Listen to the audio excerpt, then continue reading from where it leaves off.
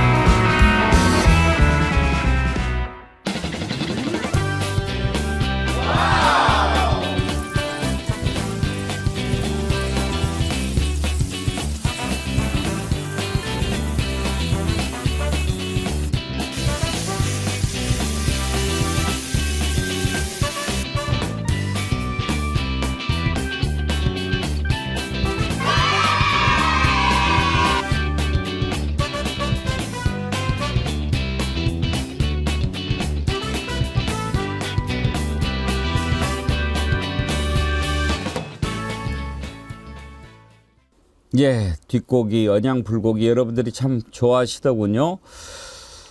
좋은 가격에 드릴 수 있게 돼서 저희도 기쁘게 생각합니다. 주문이 폭주하고 있는데요. 이제 얼마 안 남았겠죠.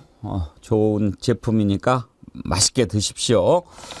여러분들이 만들어가는 백운기의 정치 1번지입니다. 댓글 남겨주시면 소개해드리고 저희가 준비한 정어리 선크림 드리도록 하겠습니다.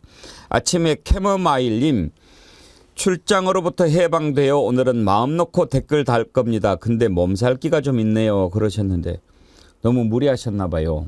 좀 쉬시면서. 손가락은 몸살 안 걸리셨죠? 열심히 댓글 달아주십시오. 감사합니다. 캐머마일님. 제가 캐머마일 차 좋아합니다. 요들송님, 매일 늦게라도 즐겁게 시청하는 시청자인데요.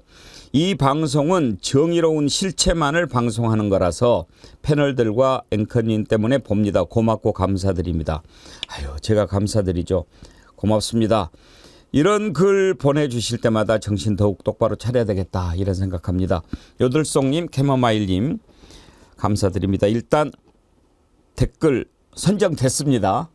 주소 밑에 한번 띄워주세요. 이 주소로 연락처 보내주시면 저희가 선물 보내드리도록 하겠습니다. 권상님, 주택복권 당첨되는 법 알고 계신 분 있나요? 1등 되면 정어리 TV 사옥 하나 지으랍니다. 기억하겠습니다. 권상님. 좋은 마음 가지고 계셔서 당첨될 것도 같습니다. 전혜영 교수님, 주택복권 당첨되는 법 아세요? 아니요, 사실 잘 모릅니다. 근데 다만 너무 깜짝 놀란 건 애청자께서 정어리 TV를 위한 건물을 짓겠다라는 이 상상력에 존경의 박수를 보내드리고 아니, 싶습니다. 이거 당첨되는 법을 몰라요? 아주 쉬운데. 몰라요? 죽을 때까지 산다. 아니에요. 저는 알아요. 사야 돼요. 죄송합니다. 안 사면 안 됩니다. 목요일이 별로 기분이 제가 순간 떠오른 아이디어가 있는데 좀 뭐 약간 넌센스인데 말씀 드려볼까요? 순간 목이 메였습니다. 저는. 저는 사실 딱 떠오른 생각이 첫 번째 김건희 여사님께 부탁해본다. 천공한테 네, 간다. 두 번째 천공에게 물어본다. 혹시 이런 게 아닐까 저 생각을 해봤어요. 죄송합니다. 아침에 썰렁하게 해서요. 김리아님, 예, 슈퍼챗 보내주셨는데 감사드립니다.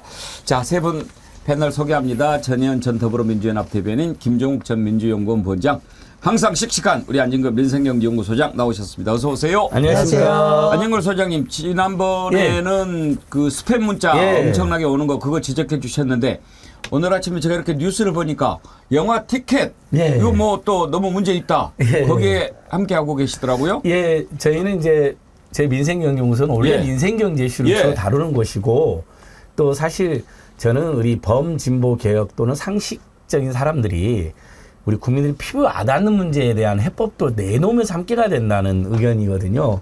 그래서 이제 지난주에 정말 많은 분들이 응원해 주셨죠. 불법 스팸 문자 때문에 얼마나 시달리십니까. 뭐 하루에 1억 개가 넘게 유통이 된답니다. 정말 온 국민 지금 개념은 틀렸는데 그 계속 지금 대응 촉구하고 있고요.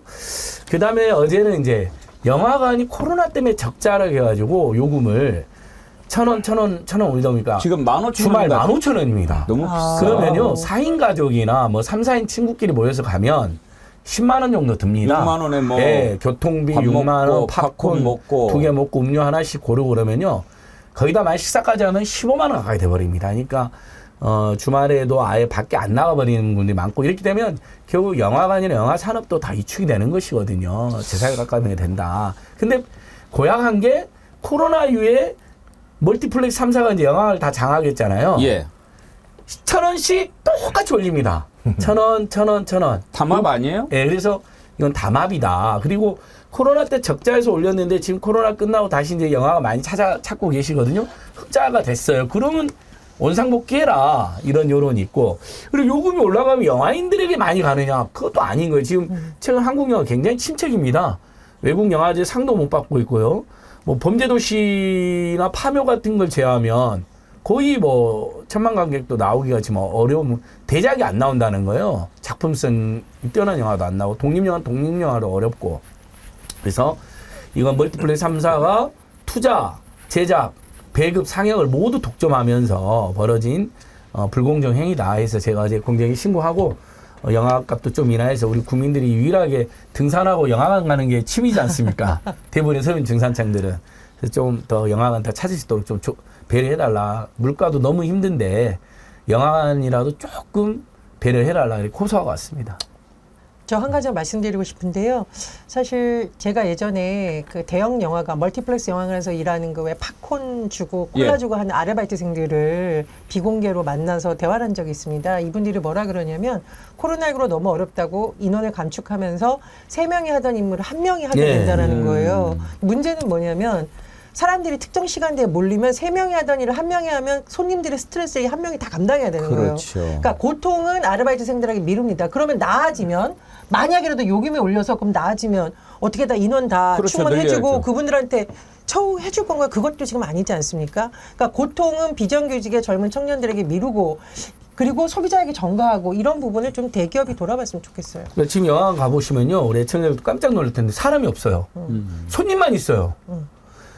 아예 사람이 없고 손님만 있다는 게 티켓도 무인 발급. 아. 그래서 근데 무인 발급 받다 보면 뭐 물어보고 싶잖아요. 문의할 사람도 없어요. 직원이 없다. 직원이 없어요. 예, 직원이. 난 사람이 없어서. 아니, 그러니까 이제 흔히 말하는 우리가 사람을 찾잖아요. 가면 네, 관련자, 네. 관련 선생. 근데 매점도 막 무인이에요. 거의. 어떻게 운영하는? 그러니까 아예 인건비를 엄청나게 줄인 거거든요. 고용도 확 줄이고. 그러면 티켓값을 낮춰주든지 다 혼자서 무인 발급하고 그 다음에 청소도 제대로 안 되는 것 같아요. 그러니까요. 매장 그 관람장 안이 예전보다 약간 더 지저분해진 느낌입니다. 그러니까 국민 입장에서는 주말 1인당 15,000원이 도저히 납득이 안 되는 거죠. 김종 원장님은 영화 별로 안 좋아해요. 아무 얘기가 없어요. 아니요, 저는 영화관을 제가 지금 제 부인과 딸한테 왕따를 당해가지고요. 둘만 가더라고요. 저는 못 갔고 저는 집에서 넷플릭스의 삼체라고 하는 저도 봤어요. 제 재밌게 봤어요. 1부인데요. 그래서 야 빨리 2부랑 3부가 나왔으면 제가 넷플릭스를 너무 선전하나? 아니요. OTT를 하신다고. 서울의 봄은 보셨어요, 영화관에서? 못 봤죠. 서울의 봄은 보셨어야죠. 파묘하고. 막 밤에도 못 봤습니다. 아, 제가 지금 책을 파느라고 지금 배우의 거님 표정이 예. 예. 아니 못 본 게 죄는 아니지 않습니까? 앵커님. 그럼요. 영화 예, 너무 그럼요. 그- 앵커님은 가끔 영화관 가세요? 최근에 뭐 가끔 가죠. 가끔 가는데 영화 참 좋아하거든요. 예. 그런데 지금 안 소장님 말씀을 하시니까 정말 그렇구나. 약간 스멀스멀 기분이 좀 나빠지려고 그랬어요. 예, 맞습니다. 그러니까 뭐 어려운 일이 이렇게 생기잖아요. 코로나라든지 막 이렇게 국민들이 함께 고통을 겪는 그런 시기가 오면 그걸 함께 이렇게 이겨내려고 하지 않고 그 틈을 틈타서 벌어먹으려고 하는 놈들이 꼭 있어요. 맞습니다. 그렇죠. 그리고 딱 한 가지만 되게 될까요? 옛날에 김 가격이 오르니까 주부들이 불안해서 봤는데 김 가격이 똑같은 거예요. 왜냐? 밑장 빼기. 용량을 줄이는 거죠. 용량을 줄인다. 그래서 이게 참 서글픈 현실이다 이런 생각이 들었습니다. 요즘에 마트에 가면 그것도 참 아이디어다 싶은데 전부 이제 실질적 가격 인상이라고 그래가지고 그거를 빼잖아요. 용량을 네. 줄이고 역발상으로 같은 가격에 20%더 키운 스낵들이 나왔어요. 아, 그거 참 신선하죠. 그건 좋은 그걸 사게 거라. 되더라고요. 그렇죠, 그래서 그렇죠.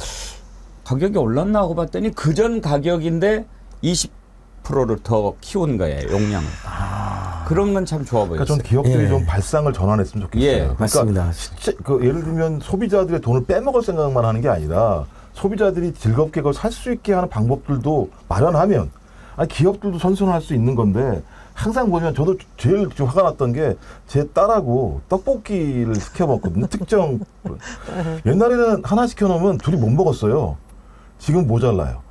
양이 줄어들고 있는 거예요. 그래서 양이 많이 예, 줄어들었어요. 그러니까 이제 이거 어떻게 하지? 이런 거죠. 다른 것도 시켜야 돼요. 부가로 이렇게. 그래요. 저는 우리 정어림을 참 그 고맙게 생각하는 게 바로 그런 거예요. 사람들이 뭐야 뒷고기 저렇게 뭐 500g 팔아서 500g 배송비까지 해가지고 3만 원도 안 된다고 그러면 어떻게 뭘 장사를 하지 막 그러는데 비결이 있어요. 마진을 적게 잡으면 되는 거예요. 어떻게 해서든지 좀 베풀겠다라는 네. 마음을 물론 장사하는 사람들한테 다 그렇게 할 수는 없지만 좀 어려울 때는 함께 견뎌내보자 그런 마음을 좀 가지면 낫지 않겠냐. 노수철님, 아이고 땅깨 안진걸님 나오셨네요. 정말 진정한 민주투사 건강관리 잘하세요 하셨는데 노수철님 감사합니다. 땅깨 참 어울리는 별명인 것 같은데 괜찮죠? 아유, 그럼요. 저는 예. 우리 정어리 선생님들이 붙여준 모든 별명이 감미롭습니다.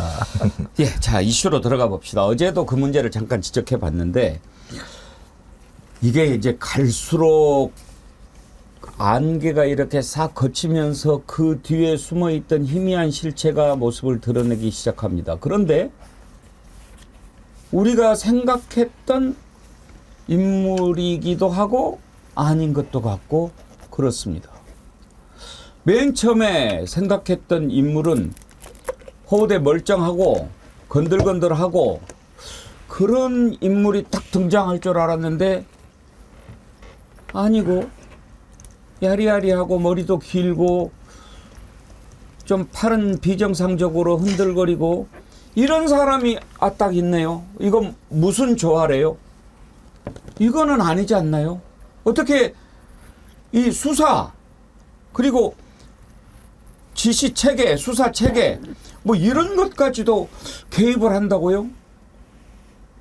당최 이해할 수가 없는 일입니다. 김종 원장님, 어제도 우리가 짚어봤는데 지금 드러나는 모습을 보면 임성근 사단장 구하기, 이거 정말 배후 세력이 김건희 아닌가? 갈수록 그 게이지가 좀 높아지는 것 같지 않습니까? 그러니까 이제 수면 위로 서서히 올라오고 있다라고 예, 하는 예. 것이 여러 가지 정황으로 나타나는 상황인 것 같고요. 지금 또 한 사람 얘기가 나오는 사람이 있어요. 봉지욱 기자가 얘기했는데 예. 유일임. 이 유일임이라는 방송통신심의위원장. 방심위원장이 2023년도 1월 달인가 2월 달에 임성근 그 해병 1사단하고 재단법인 어떤 두 가지가 협약을 해요. 그 서로 이제 만난 게 사진으로 나왔어요. 예. 근데 이 유임이라는 인물이 검찰총장 시절에 법무부로부터 여러 가지 문제가 있었을 때 검찰 내부에 심의하는 자문기구가 있는데 그 자문기구에서 대단히 중요한 역할을 했다고 하더라고요. 검찰총장을 방어하기 위해서. 그래서 윤 대통령과 김건희 씨에게 매우 신망받고 신뢰받는 인물이다. 그리고 최근에는 또 뭐 장관설까지 나온다 이런 얘기가 나오면서 아마 하나의 라인으로 유일임 라인을 통해서 임성근 사단장이 구명을 했을 가능성이 높다라고 또 봉지욱 기자는 얘기를 해요. 왜냐하면 지금 이종호 그 블랙펄 인베스트먼트 예. 이 사람이 직접적으로 임성근 사단장을 안다라고 하는 팩트가 정확히 나오지 않았어. 일단 왜냐하면 이제 단톡방에 그 내용이 올라오긴 했었습니다만 그 안에 임성근 사단장이 있지는 않기 때문에 그 부분이 애매하기 때문에 또 봉지욱 기자는 오히려 이종호보다는 유일임이라고 하는 또 얘기를 갖다가 본인이 또 지금 내용을 올려서 제기하고 있더라고요. 그러니까 라인이 지금 복잡해요. 말씀하신 것처럼 봉지욱 기자? 예. JTBC 출신의 뉴스타파 뉴스타파 탐사 전문 아, 기자. 뉴스타파. 예. 그래서 그 내용이 나오고 있어서 그러니까 지금 라인이 지금 4개가 만들어진 거예요. 그러니까 임성근이 이종호를 통해서 소위 김건희 씨한테 했다라는 라인 하나가 나오는 거고 또 하나는 소위 전직 경호처 직원. 예. 전직 경호처 직원인데 임성근 사단장을 알고 있는. 그래서 이 라인을 통해서 김태호 또는 경호처장 라인으로 구명을 했을 거라는 얘기가 나오고. 그다음에 이제 고석. 예.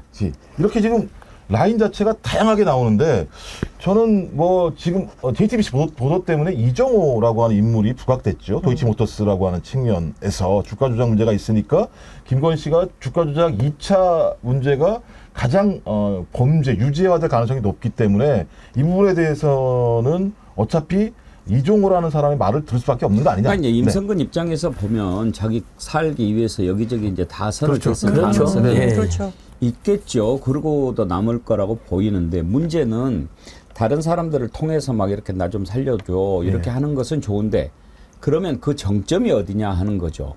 그 말씀은 김건희 씨라고. 그러니까. 왜냐하면 또 어떻게 해서든지 김건희 라인을 잡아야 내가 살 수 있다 이런 생각을 한다는 것 자체가 지금 뭔가가 비정상적으로 작동하고 있다라고 하는 증거 아닙니까? 그렇죠. 제 생각은 이렇습니다. 누구한테 얘기를 해야 정말 국군 통수권자인 대통령의 마음을 움직일 수 있을 것인가. 아마 김건희 여사를 떠올리지 않았을까 이런 추론이 되는 거고요. 그러면 그때 김건희 여사한테 줄을 대려면 어떻게 해야 되냐라고 보니까 뭐 각종 인맥을 동원한 것이 아닐까 이런 추론이 나오고 있습니다. 그래서 저는 계속 이렇게 의혹이 제기되는 것이 윤석열 정부에 과연 좋은가. 그래서 야당에서 지금 특검해야 된다라는 거거든요. 특검을 통해서 의혹을 명명백백하게 밝히면 대통령실도 이런 의혹 나올 때마다 펄쩍 뛸 일도 없고 이것에 관련됐다라고 지금 의혹을 받고 있는 고석 씨를 비롯한 인물들도 언론 지금 취재를 뭐 회피한다는 얘기도 나오는데 그럴 필요가 없는 겁니다. 무엇보다도 최상명 사망 사건의 진실 규명은 너무나 많은 국민들이 지금 궁금해하는 사건이잖아요.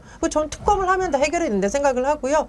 그리고 저는 이번 아주 특검을 하면서 사실 우리가 왜 이게 이제 윤석열 특검 아니냐라는 말까지 나왔는데 이게 지금 잘못하면 이제 김건희 특검이 될 수도 있는 거죠. 그래서 이 문제에 대해서 명명백백하게 빨리 좀 진실이 밝혀졌으면 합니다. 예, 맞습니다. 방금 저도 이제 국회에서 이제 기자회견하고 왔는데요. 오늘은 이제 한동훈 특별법 때문에 이제 조국 혁신당 박은정 의원이랑 기자회견을 왔습니다. 왜냐하면 한동훈에 대해서 경찰이 수사심의위원회를 열었는데 이 신청 기각했잖아요. 그러니까 두 번 또 봐주기 한 거거든요. 근데 이게 재밌는 게 권익위원회가 김건희 씨를 노골적으로 봐주니까 김건희 특검법 여론이 고조되고 최상병 진상규명을 윤석열 세력 전부가 나서서 이렇게 짓밟았다는 게 짓밟고 방해했다는 거 하게 되니까 최상 특검법이 고조되고 한동훈을 경찰이 거듭 무혐의하니까 한동훈 특검법이 이렇게 부각이 되더라고요. 지금은 보니까 이제 일부 언론을 넘어서서 여러 언론이 이 최상병 수사 방해에 대해서 진상규명 방해에 대해서 뛰어든 모양새입니다. 그러니까 많이 밝혀지고 있죠. 이제 관건은 특검이 언제 출발하느냐. 늦어지면 늦을수록 증거인멸이라든지 사건 정황을 조작하는 일이 발생하니까요. 그 다음에 특검이 출범 이전에 언론의 특종 보도, 그 다음에 공수처가 정말 저는 생각되는 공수처가 지금 가서 윤석열, 김건희 핸드폰을 확보를 해야 됩니다. 제일 먼저. 그 얼마나 많은 범죄 증거가 들어있겠습니까? 맞습니다. 지금도 통화를 하고 있다니까, 사적 통화를 이분들이. 아니 그 윤석열 대통령 개인 휴대전화는 지금 빨리 압수수색을 해야 된다고 생각합니다. 왜냐하면요. 박지원 의원이 매우 중요한 얘기를 하나 했습니다. 이 개인 폰을 사용을 해서 통화를 한 걸로 나타났는데 이 동선을 비교를 해보면 자기 개인 전화면 이게 이제 이 전화로 이렇게 할 때 그 위치가 동일해야 될 거 아닙니까? 근데 대통령 윤석열은 여기에 있는데 개인 휴대전화 위치가 다른 곳에 있는 정황이 드러났다는 거예요. 아니 개인 전화를 누가 마음대로 쓸 수 있죠? 이걸 마음대로 쓸 수 있는 사람 그게 누구냐 하는 거죠. 만약 이게 사실로 드러난다고 하면 이건 정말 결정적인 스모킹 건이 될 거라고 생각이 됩니다. 박지원 의원 얘기를 한번 들어보시죠. 그리고 더 한 가지 지금 제가 쫓고 있는 것은 대통령의 개인 폰으로 전화한 게 그 시간하고 네. 대통령 동선하고 안 맞는 게 있어요. 그래요? 귀신이 지나가도요 발자국이 남아요. 네네네. 예, 그렇다면은 대통령의 개인 폰을 가지고 전화할 만한 사람이 누굴까? 그래서 네. 이게 과연 대통령의 핸드폰을 가지고 전화할 수 있는 사람이 누구냐? 여기가 범인이다. 만약에 그렇다고 한다면 이거는 보통 문제가 아닙니다. 나라의 중요한 정책 결정 그런 과정에 대통령의 배우자가 개입한다? 있을 수가 없는 일이죠. 이게 이제 정황 증거가 있잖아요. 과거에 호남 출신 인물이 예. 전화했을 대통령 때. 전화를 했더니 갑자기 여자가 전화를 받아서 누구세요? 그랬더니 저 김건희입니다. 예? 예? 저 김건희입니다. 뭐 그러면서 뭐 축하드립니다 이런 얘기 했었잖아요. 바로 안 끊고 길게 통화를 길게 합니다. 통화해서 네. 그게.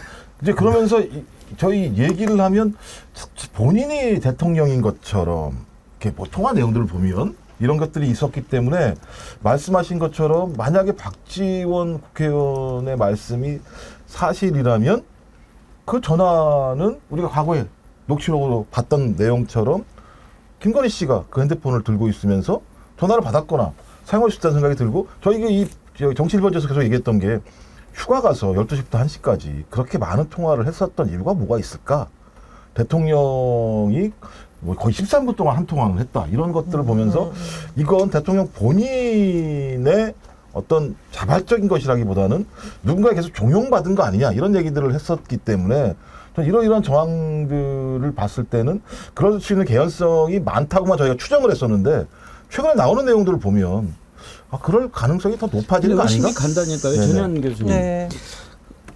우리가 이제 제가 여성을 절대 폄하하는 차원이 아니고 네네. 말하는 습관이 좀 다르잖아요. 네네. 여성은 좀 더 짧게 많이 뭐 남자는 좀 더 짧고 굵게 뭐 이런 스타일이라고 한다면 네네네. 전화를 해도 너무 많이 자주 한 정황이 나오잖아요. 49차례인가? 네. 59차례인가 뭐 네네. 했어요. 끊고 또 하고 끊고 또 하고 막 이런 행태 그런 것도 좀 의심이 가요. 일단 제가 청와대에서 근무했던 분들한테 물어보니까 대통령이 그렇게 길게 전화를 자주 할 수가 없다라고 합니다. 일정이 네. 너무나 많고요. 그리고 뭐 비서실장도 있고 수석들도 있기 때문에 웬만하면 그쪽을 통해서 다 보고라인이 올라온다는 거잖아요. 뭐 김종욱 부원장님도 청와대에 있으니까 잘 아시겠지만 그런 상황인데 도대체 대통령의 어떤 개인 폰을 마음대로 쓸 수가 있고 더군다나 이런 시기에 이 전화기로 도대체 무슨 통화인지에 대해서 여러 가지 추론을 하다 보니까 이제 김건희 여사가 나오는 겁니다. 근데 저는 궁금한 게 사실 가족끼리도 이 핸드폰을 잘 안 맡기지 않아요? 그렇죠. 네. 그런데 대통령의 전화기를 그럼 감히 만질 수 있는 사람은 누구겠는가? 이렇게 고위직들하고 장시간 통화할 수 있는 인물은 누구겠는가? 이게 김건희 여사가 아니겠냐라는 추론이 나오고 있고요. 요즘 세간에서 양파 여사라는 말이 나오고 있어요. 이게 벗겨도 벗겨도 까면 이쪽에서 나오면 이쪽에서 의혹이 나오고 저쪽에서 나오면 저쪽에서 의혹이 나오고 문제는 이 부분에 대해서 규명을 못하는 게 가장 강력한 백으로 불리는 윤석열 대통령이 배우자이기 때문인가라는 말이 나오는데요. 양파를 까면 이제 냄새가 나고 이 실체는 안 드러나기 때문인데 이명박 정부 때 나왔던 말이 이제 양파 총리였습니다. 그래서 근데 윤석열 정부 때는 양파 여사님이란 말이 나온다고 하는데 이거 빨리 진실 규명을 해야 되고요. 제가 보기에 이거는 윤석열 정부의 레임덕이 부추기는 스모킹건이 되고도 남은 사안이라고 봅니다. 모르겠어요. 나중에 왜 그렇게 뭐 여러 번 전화했느냐. 뭐 우리 집에 강아지, 고양이를 많이 키워가지고 이놈들이 실수로 잘못 눌렀는 모양이다. 뭐 이렇게 대답할지는 모르겠네. 그러니까 그 정말 김건희 여사를 주목하지 않을 수 없는 게요. 그 대선 전에 소설이 7시간 녹취록을 들어봐도요. 아주 끔찍합니다. 거기에 보면 잘 안 알려진 대목인데 이런 대목이 나옵니다. 이명수 기자가 인터뷰를 하자고 하니까 나는 대통령이니까 너무 바쁘니까 우리 오빠를 인터뷰하라는 말이 나옵니다. 그래서 두 가지가 드러나잖아요. 자기를 대통령이라고 생각하는 거예요. 우리 남편이 대통령 후보인데 내가 지금 그 사람 수발을 해야 돼서 너 바쁘다가 아니에요. 나는 대통령 후보이니 우리 오빠를 인터뷰하라 그래요. 자, 본인 진짜 대통령을 생각하고 있는 거고요. 내가 집권하면 가만 안 둬라는 말도 그래서 나온 거잖아요. 그 다음에 거기에 논란이 또 오빠 이야기 나오잖아. 오빠도 깊숙이 이미 선거도 개입했다는 걸 알 수가 있어요. 지금 이 김건희 여사 라인은 김건희 혼자 일 다 못 하잖아요. 그러니까 김건희 오빠까지 개입됐다는 이야기도 있거든요. 지금 윤석열, 김건희, 최은수 일가의 비리 중에 유일하게 축소 기소이긴 하지만 공공지구 비리로 오빠가 기소돼 있는데 윤석열, 김건희, 최은순의 잘못을 오빠한테 뒤집어 쌓았기 때문에 오빠가 등용되어 있을 거다라는 해석이 나오는 거죠. 거기에다가 뭐 조국을 내가 봐주려고 그랬는데 비판하니까 어쩔 수 없이 우리가 뭐 수사를 했다 이런 대목도 나오는데 그러니까 대선 전에도 이미 실권자라는 게 느껴집니다. 최재형 목사님의 이야기 들어보면 더 심각합니다. 내가 대통령이 되면 내가 이 자리에 올라와 보니까 본인이 대통령이라는 거잖아요. 뒤에 보면 코아나 컨텐츠 뒤에 보면 봉황 비슷한 문양도 보입니다. 실제로. 그리고 경호실을 자기 밀실로 옮겨가지고 사람을 접견하는 그동안에 청와대 인사나 영부인이 있었나요? 자기가 대통령의 영부인은 우리 역사적으로 청와대 안에서 만나는 건 봤어도 청와대 바깥에 밀실에 경호실을 옮겨가지고 거기서 경호를 받는 행위도 처음 봤거든요. 검색까지 했잖아요. 저희가 아는 것 이상으로 김건희 여사가 국정에 깊숙이 개입했다. 이거 저는 굉장히 궁금한데 대통령실이 얼마 전에 김건희법이라고 해서 개식용 금지법 그것도 난리를 치던데 이렇게 여론이 안 좋은데 왜 대통령실이 나서서 이러는지 의문이 드는 것이 설마 윤석열 대통령이 지시한 게 아니라 김건희 여사가 지시한 게 아닐까 이런 의혹이 다분히 듭니다. 왜냐하면 본인이 평소에 그 애견인이라고 강조를 하면서 각종 행사에 나가서 개식용 금지와 관련된 법안에 본인이 나설 수 있을 것처럼 말했는데 그때도 사실 엄청나게 비판을 받았어요. 근데 뭐가 의심이 들어요? 그걸 뭐 의심하고 말고 할 게 뭐 있어요? 뻔한 거지. 100%입니까? 그렇죠. 어쨌든. 김건희법이라고 대통령실이 자료를 내지 않았습니까? 네. 나는 지금 어제 뭐 정신건강 뭔가 이거 하는 것도 그것도 김건희 아이디어라고 생각해요. 저도 그런 생각이 드는데요. 사실은 김건희 여사 개인으로 보면은 본인이 괴롭다고 주장을 할 수 있는데 국민들이 지금 김건희 여사의 여러 행태와 관련된 의혹을 보면서 더 정신적 고통을 겪고 있다라는 말씀을 좀 꼭 드리고 싶어요. 김건희 씨가 정신건강, 영적인 거 이런 것에 관심이 많다는 거 아닙니까? 논문도 쓰고. 그런데 저는 어제 뭐 정신건강에 관해서 막 뭐 국민이 행복해야 된다라고 윤석열 대통령이 이야기하는데 아이고 정말 국민 정신건강 생각하면 알지? 막 이런 생각이 들더라고요. 아까 우리 안진걸 소장님이 양파 얘기하셨는데 부산이대희님께서 양파를 까면 눈물이 난다 그러셨어요. 참 001님 양파는 까면 끝이 나옵니다. 지금 윤석열 대통령이 회수에 직접 개입했다. 이것은 이제 거의 사실이고 정설로 굳어져 가는 것 같습니다. 그런데 그렇게 만든 사람이 누구냐? 이게 이제 더 중요한 문제로 부각되고 있지 않습니까? 어제 법사위가 열렸는데 거기에서 여러 가지 문제들이 제기가 됐고 방금 전에 박지원 의원 그 얘기도 나왔는데 요즘 이렇게 뒤에가 누가 있나 이게 궁금합니다. 한민수 민주당 대변인 얘기를 먼저 들어볼까요? 임성근 구학이 누구 부탁인지 대통령이 답해야 된다라고 얘기합니다.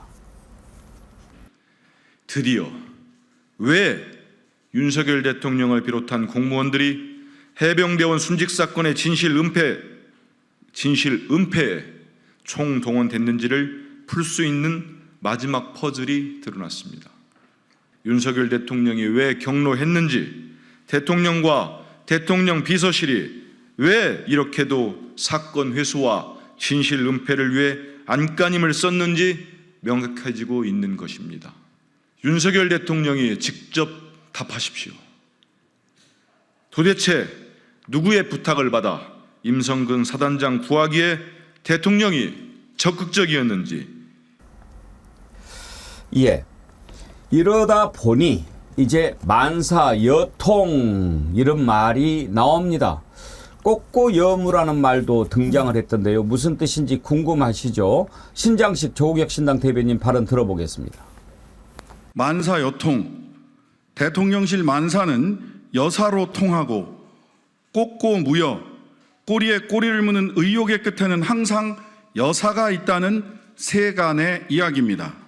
대화 당시 만남이 성사되지 않았다 하더라도 이들이 이후 실제 만났는지, 최해병 사고 이후 이들의 관계를 통해 임성근 사단장이 대통령실에 구명 로비를 한 것은 아닌지, 있었다면 어떤 경로에 누가 개입했는지, 혹시 그 경로 안에 김건희 여사가 존재하는지 하는 것은 김건희 여사가 존재하는 것은 아닌지 그 의혹을 살펴봐야 하는 강력한 정황이 나온 것입니다. 사실이 아니길 바랍니다. 하지만 만약 김건희 여사의 개입이 확인된다면 윤석열 대통령이 왜 그토록 임성근 사단장을 구하려 했는지 그 이유가 분명해집니다. 그 부분이 없어요? 만사여통 꼬꼬무여 앞에 들었나요? 예. 요즘 이런 말이 나오더라고요. 꼬꼬무는 무슨 것 드라마 방송 예능 방송에 그 뭐 옛날 네. 일어난 네. 사건 가지고 막 네. 이렇게 하는 거 그걸 가지고 하는 것 같아. 꼬리에 꼬리를 무는 뭐 그런. 근데 이제 이거 제가 볼 때는 지금 뭐 이제 정황들이 나타나는 건데 우리가 추정할 수밖에 없는 건데요. 옛날에 기억나십니까? 블랙핑크. 그것 때문에 그 여러 날라갔죠. 아 미국에 갈 때요. 예, 예. 안보실장이 날라갔죠. 안보실장 안보실장이. 날라갔고 그다음에 비서관하고 의전 비서관도 날라갔죠. 3명이 날라갔습니다. 근데 그러면서 그때부터 이 문제가 왜 이렇게 난리가 났을까라고 얘기를 하고 그 이후에 의전 비서관실에 누가 갔느냐? 김건희 씨가 가장 잘하는 사람이 갔어요. 그럼 의전 비서관은 뭐 하는 거냐? 대통령의 동선을 따라가면서 그 상황을 관리하는 거거든요. 전 그렇다면 모든 국정 운영에 대한 대통령의 동선과 메시지는 김건희 씨가 다 파악하고 있을 거다라고 하는 것 하나. 이게 중요하고 또 하나가 선거 지고 난 다음에 소위 총리, 야당의 총리 이런 거 얘기 나오면서 비선 실세 얘기가 나왔지 않습니까? 그때도 마찬가지로 김건희 씨와 가까운 4인방 얘기가 나와서 이 사람들이 대통령실의 공식 라인과 다르게 비공식 라인에서 모두가 결정하는 거 아니냐. 그러면 대통령의 동선을 파악하는 핵심적인 인물이 김건희 사람. 그다음에 정무적인 판단을 하고 있는 비공식 라인도 김건희 사람. 그렇다면 저희 대통령실에서 벌어지는 모든 일들은 김건희 씨가 다 파악하고 있을 수밖에 없다.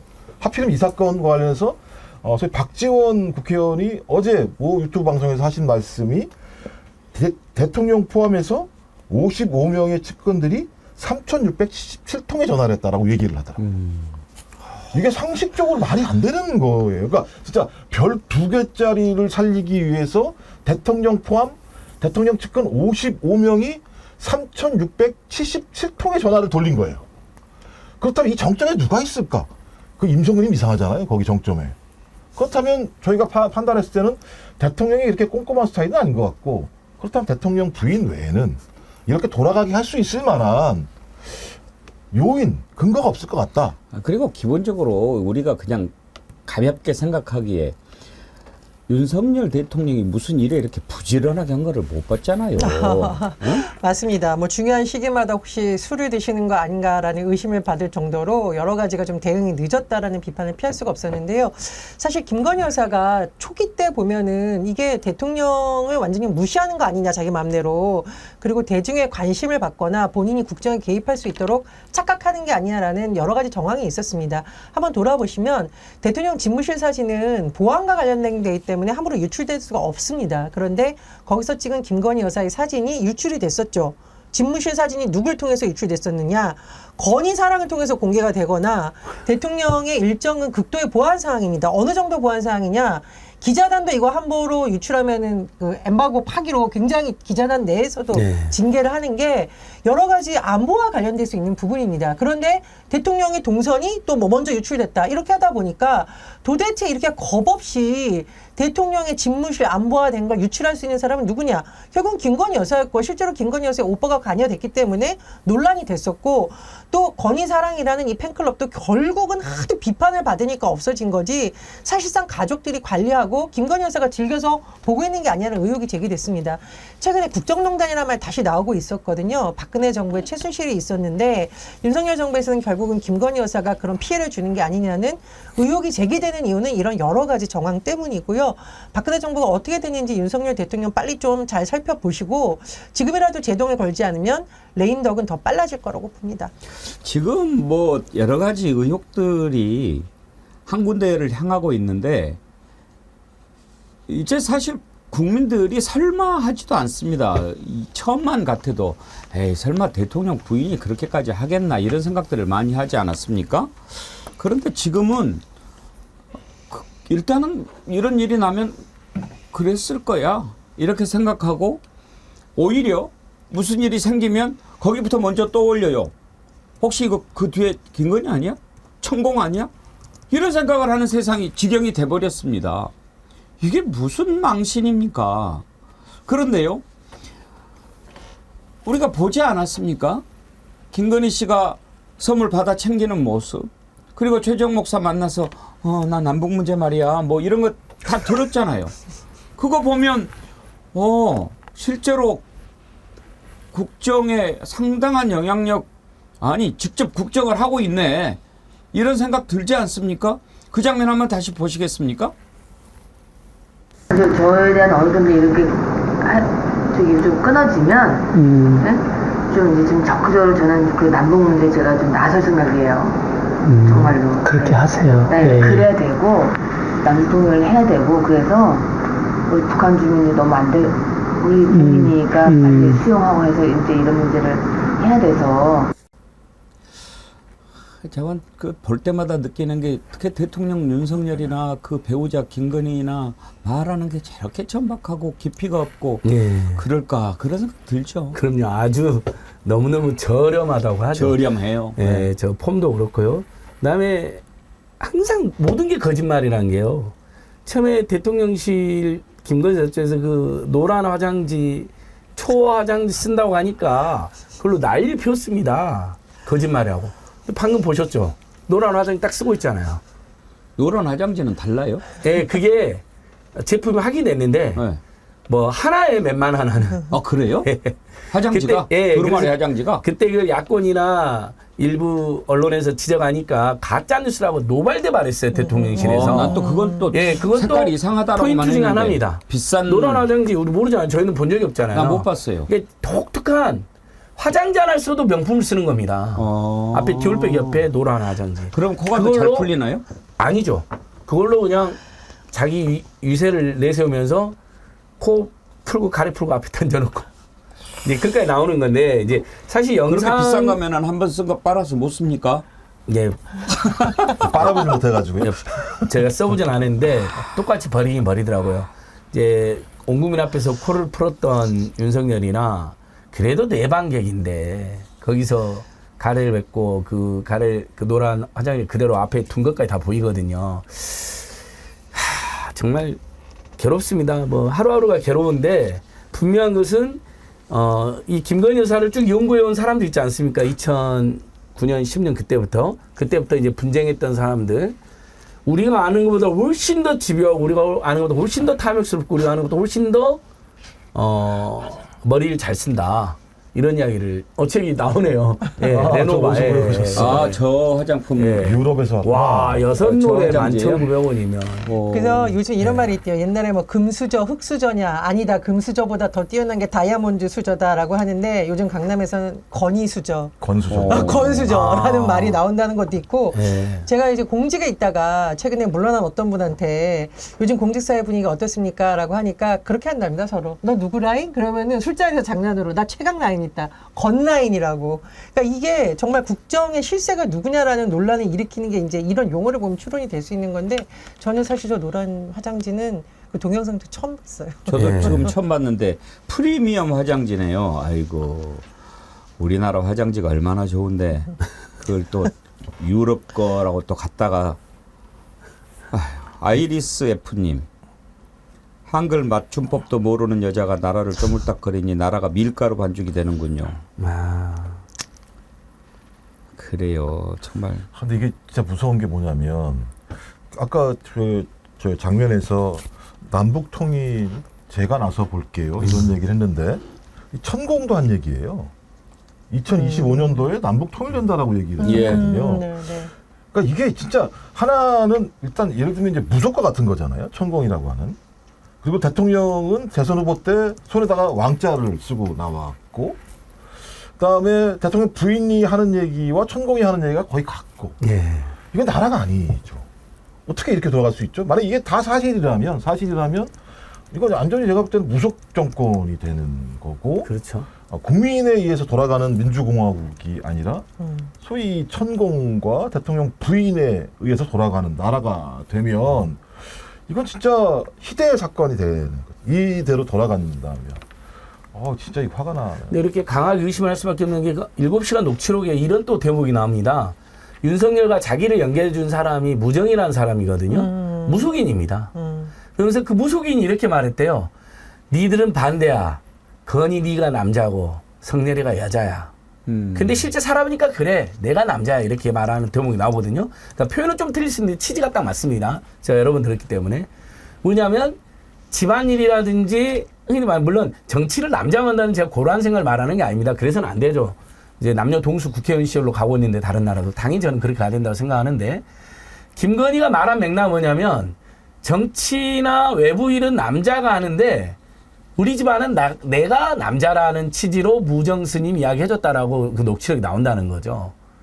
그거 굉장히 우리가 눈여겨봐야 될 대목입니다. 연결도 무속이니 그리고 본인이 흔히들 말하는 권력장적 남성 역할을 자기가 한다라고 자처하고 있다는 겁니다. 그런 것도 우리가 함께 감안해야 될 것 같습니다. 제가 국회장을 잠깐만 한번 짚어드리겠습니다. 얼마 전에 이제 국회 가서 의원들을 만났는데요. 7월 1일 국회 운영위가 예정되어 있습니다. 야당에서 지금 대통령 비서실장과 부속실 관계자든가 다양한 사람들을 부르고 있는데 만약에 여기에 불출석하거나 제대로 답을 하지 않으면 의혹은 점점 커질 수 있다라고 생각을 하거든요. 그래서 7월 1일 국회 운영이 매우 중요하다라는 것도 정부차 잠시 말씀을 드립니다. 예. 오늘 아침에 그 개혁신당 천하람 원내대표도 라디오에 나와가지고 운영위원이니까 비서실장 반드시 나와야 된다는 거예요. 그래서 본인도 이건 김건희 여사가 직접 개입한 것으로 추정이 된다. 그렇지 않고서는 해명이 안 된다. 그래서 운영위 때 지금 야당 의원들이 벼르고 있다고 이야기하시더라고요. 저는 이제 결국은 시간 문제라고 생각합니다. 이게 계속 감춰질 수는 없거든요. 지금 하고 있는 것을 보면 왜 국민들이 분노합니까? 잘못하고 있다는 사실 자체에도 물론 분노합니다. 그렇게 하면 안 되잖아요. 지금 나라 굴러가는 그 모양 좀 보십시오. 나라가 이 지경인데 대통령 부부 하는 꼴 보십시오. 정말 분통 터지죠. 그런데 더 분노하게 만드는 것은 그걸 비틀어 버린다는 겁니다. 한번 생각해 보십시오. 최혜병 문제가 어떤 문제입니까? 이걸 제대로 수사를 해서 벌 받을 사람 벌 받게 해야 되는데 그걸 감춘 것, 이거 잘못인데 거기에서 한 걸음 더 나아가서 제대로 수사하고 법대로 하려고 하는 박정훈 대령을 오히려 항명으로 집어 넣어버리려고 한 거 아닙니까? 아니 어떻게 이런 경우가 있습니까? 이것은 안 되잖아요. 이것보다 더 큰 죄가 어디 있습니까? 이런 짓을 하고 있는 거고. 한번 생각해 보십시오. 최재형 목사가 김건희 만나서 선물 줬잖아요. 명품백 줬잖아요.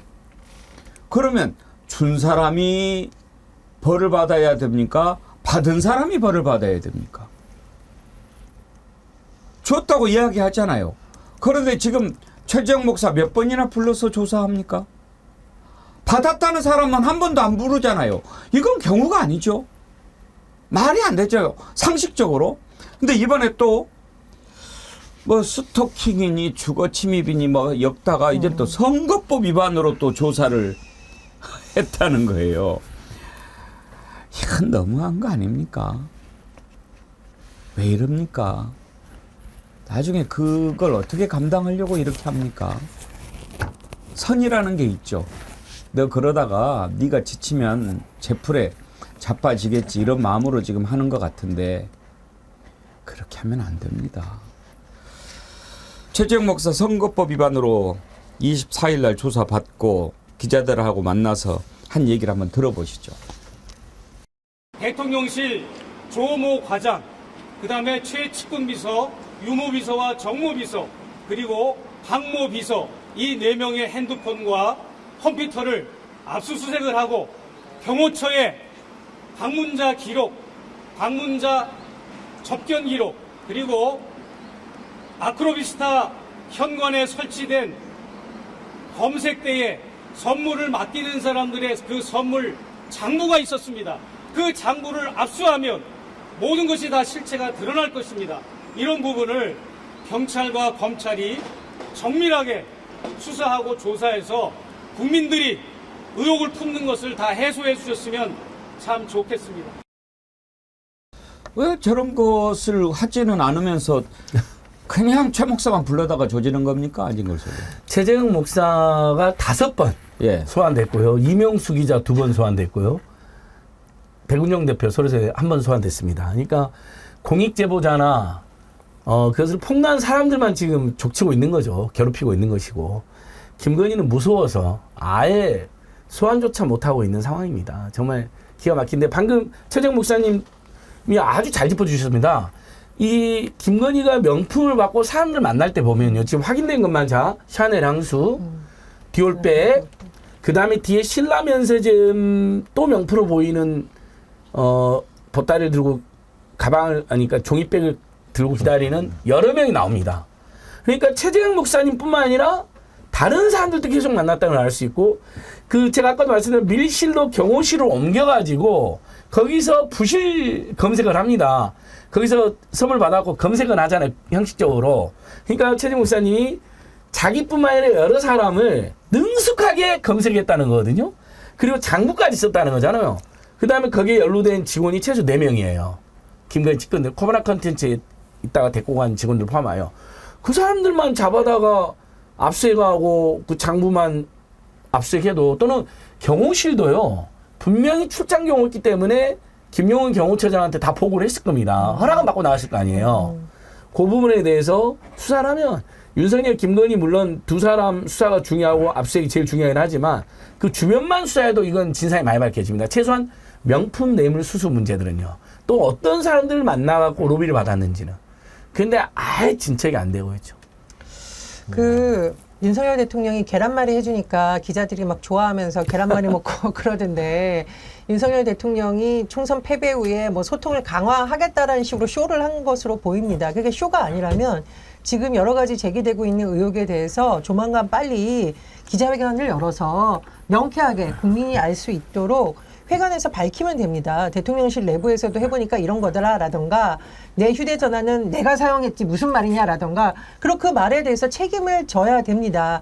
언론인 여러분 특히 청와대 출입하는 기자들은 계란말이에 대해서 심취해 있을 것이 아니라 대통령에게 물어야 될 것을 묻기 바랍니다. 국민들이 알고 싶은 거는 대통령이 계란말이를 잘 만드냐 김치찌개를 잘 끓이냐가 아니라 최상병 사건과 관련된 진실이고요. 그리고 최근 아직도 해소되고 있지 않는 뇌물 명품백 수수 의혹에 대한 진실이라는 걸 좀 강조하고 싶습니다. 그래서 좀 그것도 핵심적으로는요. 그러니까 특검을 할 수밖에 없는 이유가 공수처가 뭘 잘못했냐면 초기에 압수수색이나 증거 물품을 확보를 못했어요. 예. 그게 지금 가장 중대한 문제거든요. 아마 그때 했었으면 제가 볼 때는 나와도 뭐가 다 나왔을 겁니다. 그다음에 또 하나는 이원석 검찰총장 립서비스 구라만 쳤잖아요. 뭐 신속 철저하게 수사해라고 얘기했는데 그게 5, 3일이거든요. 지금까지 한 게 아무것도 없어요. 그러니까 공수처도 검찰도 할 수가 없는 거예요. 두렵고 무서워서. 예. 그러니까 제가 특검이 아니면 이건 실체가 밝혀지지 않아요. 방법이 뭐 없습니다. 대통령이고 뭐 예. 부인도 다 필요 없고 예. 그런 사람한테 아무리 백날 얘기해봤자 얘기해서 이해할 사람이 이 짓거리 했겠습니까? 제가 지금 볼 때. 증거 인멸이 이루어지고 있다는 의심이 드는 게요. 그 뭐 700인가 8080인가 뭐 안보실 전화번호 있잖아요. 이거 그 전에 없어졌다는 공개. 그거 없어졌다는 거 아닙니까? 예. 서영교 의원이 어제 지적을 했어요. 한번 들어보시죠. 대통령실에 이종석 국방부 장관으로 028080이라고 하는 번호로 전화가 옵니다.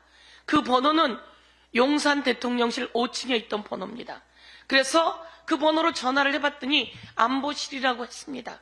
그런데 이번에 전화를 해보니 그 번호는 없어진 번호라고 합니다. 왜 증거인멸을 하는 거죠? 증거인멸은 구속의 사유 아닙니까? 대통령실 그 번호 관계자들은 증거인멸을 했습니다. 바로 구속영장 쳐야 한다. 그래서 공수처에서는 구속영장 치십시오. 근데 지금 아무것도 안 하지 않습니까? 우리가 특검을 서둘러야 되는 것도 7월 19일이면 통신기록 보존 기한인데 저는 한동훈이 특검 이렇게 꺼낸 것도 다 꼼수라고 봐요. 그 시간 끌기 아닙니까? 예. 새로 하면은 그 7월 19일 지금 이거 빨리 처리해도 할 수 있을까 말까인데. 네.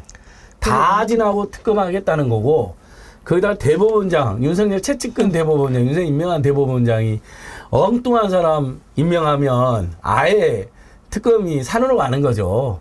그러니까 저는 한동훈이 그걸로 차별화를 꾀하는 이미지는 어때? 사실은 싹 물타기여서 윤석열과 한 몸이 되려고 했는데, 근데 더 웃긴 건 윤석열 세력이 그것만서도 못 받아들여서 한동훈을 더 짓밟으려고 한다는 건 웃기지만, 예, 방금 028080으로 해보니까 진짜 없는 번호로 나오네요. 예, 바로 또 해봤죠, 저희는. 예. 윤석열 대통령이나 김건희 여사 개인 전화로 제가 뭐 날마다 한 번씩 해보고 있습니다. 여전히 신호가 갑니다. 지금도 쓰고 있어요. 그 두 사람이 그걸로 얼마나 많은 그걸로 사적인 권한남용과 범죄 행위를 할까요? 매일 문화는 들으시는군요. 네, 매일 문화는 드리고 그쪽에서도 야 이거 날마다 이렇게 전화 오는 이 번호가 누군지 사람도 아니네. 아마 그렇게 지금- 매일 문안을 드리면 한 번쯤은 답장 그러니까요. 전화를 해줘야 예의 지금쯤은 아닙니까? 이제 이 4251 번호가 누군지 한번 알아봐라고 했을 것 같아요. 날마다 전화해버리니까. 아니 문자를 한번 보내세요. 문자로. 문자도 문자를 보내요. 보내서 나 진거리입니다. 전화를 제가 얼마나 했는데 안 받습니까? 예, 예, 알겠습니다. 한번 받아주세요. 이렇게 문자도 한번 해보세요. 보내겠습니다. 문자로. 그냥 문자 보내지 말고 예. 사진 찍어가지고 예. 이거는 정말 그 좋다는 명품이랑 언양불곡입니다. 같이, 예. 또는 뭐 그 인기 좋은 뒷곡입니다. 이거 보내드리려고 합니다. 이렇게 하면 받지 않겠어요? 샤넬 곡이 이런 게 있어야 되는데요. 디올 뭐 뒷곡이 이런 아니, 거. 선생님 확실한 건 책 사진은 보내면 안 됩니다. 예. 바로 그건 절대 안 되죠. 차단됩니다. 책이랑 옷이랑은 연락을 안 하더라고요. 책하고 옷은 옷도 안 해요? 예, 옷도 최정 목사님인데 그게 약간 중저가을 해요. 그죠? 중저가니까 예, 그렇지. 연락이 안 예, 하는 거예요. 옷도 예. 옷 나름이죠. 옷도 그렇죠. 명품으로 보냈어야 되는데. 이인숙님 도둑 잡아라 하면 도둑은 안 잡고 도둑 잡으라는 사람을 잡는 나라인데 말아 뭐 합니까? 이쁜이 마음님 최재형 목사님을 통해 진실이 계속 밝혀질 겁니다. 힘드셔도 계속 진실을 밝혀내야 합니다. 국민들은 다 압니다. 기관을 통해 김건희 잘못 덮으려고 해도 안 됩니다. 예, 정말 이제 국민들이 다 알기 때문에 더 속이 많이 타는 거예요. 천하장사님, 배공앵커님, 윤석열 대통령 탄핵 국회 청원 참여 독려 부탁드립니다. 지금 청원이 꽤 20만 넘었어요. 제가 방금 전에 확인했거든요. 네, 네. 오늘 방송에서. 역시 우리 안진걸 24만 돌파했어요. 24만. 예. 이게 5만 하루에 몇 넘으면 만씩 막 늘어나요. 네. 5만 명 넘으면 예. 5만이 국회 청원이 회부가 되는 거예요. 예, 법사위 예. 지금 회부됐어요, 벌써요. 예. 심의를 안 하고 있는 건데 아까 그 천하람 원내대표 진지하게 심의해야 된답니다. 꼭 탄핵이 돼야 된다는 게 청원은 어떻게 아니더라도. 참여하는 거예요? 국회 홈페이지에 청원 사이트가 정식으로 있습니다. 그러면은 예. 해 주십시오. 이렇게 짧게 올려도 됩니까? 예, 댓글 예. 달듯이? 거기에 이제 본인이 이렇게 본인 이제 인증을 해야 네, 됩니다. 윤석열 네. 대통령 이렇게 국회 홈페이지에요. 네. 청원 코너가 있고 국회 국민동의 청원, 동의 진행 청원이 뜹니다. 윤석열 대통령 탄핵소추안 즉각바로 진행하는 청원인데요. 24만 7천 현재. 24만 예, 7천. 7천. 그러면은 예, 누구나 들어가서 할 수 있습니다. 하루에 몇만 명씩 늘어나요. 인증을 해야 되니까 예, 나는 본인 내 인증. 신분 드러나도 상관없어 이런 마음을 하시는 거 아니에요? 그렇죠. 회원가입 그렇죠? 했거나 아니면 회원가입이 좀 부담스러운 분들은 핸드폰으로 문자가 옵니다. 제 생각에는 이거 그냥 뭐 누구나 할 수 있게 하면 2,400만 명은 금방 나올 것 같아요. 만약에 구글 폼 요즘에 구글 폼으로 서명 많이 받잖아요. 그럼 벌써 100만 명 넘어가 있을 겁니다. 이 속도면 지금 100만 명까지 갈 것 같고요. 이 20만이 돌파한 게 큰 힘이 있는 게 문재인 정부 때 청와대 청원이 20만이 넘으면 그건 전부 다 기사화가 됐어요. 왜냐하면 맞습니다. 저기 답변과 검토를 의무적으로 하는 요건이 네, 20만이었잖아요. 맞아요. 근데 지금 윤석열 정권 여러분 그것도 없앤 거 아시죠? 그래서 그 윤석열의 국민 제한 1%도 안 된답니다. 문재인 때 국민 청원에 비해서 정말 모든 게 엉망인데 지금 화면 띄워주셨네요. 예. 24만 국회에 들어가시면 청원 코너에 누구나 하실 수 있고 지금 온라인에 엄청 돌고 있더라고요. 근데 속도가 아주 빠르요. 이게 일주일도 안 됐어요, 지금요. 그러니까 이제 국민이 할 수 있는 네. 가장 즉각적인 행동이니까 맞습니다. 저렇게 호응을 하시는 것 같아요. 그러니까 생각 같아서는 길거리 집회를 나가고 싶은데 이창명 명주 집회든 우리 파란 리본 운동본부든 근데 나갔다면 일단 덥고 돈이 들잖아요. 그리고 또 낯설기도 하는 분들도 있을 2010년대 했는데 그때 좀 세상 확 바뀔 줄 알았는데 안 바뀐 거에 대한 실망한 분들도 있고 그다음에 이 정권이 워낙 정치검찰 포갑정권이니까 나갔다가 진짜 문제될까 봐 겁이 나서 못 나오는 분도 계세요. 김건희의 국정 개입, 국정농단 이거 한두 가지가 더 있더라고요. 짚어볼 텐데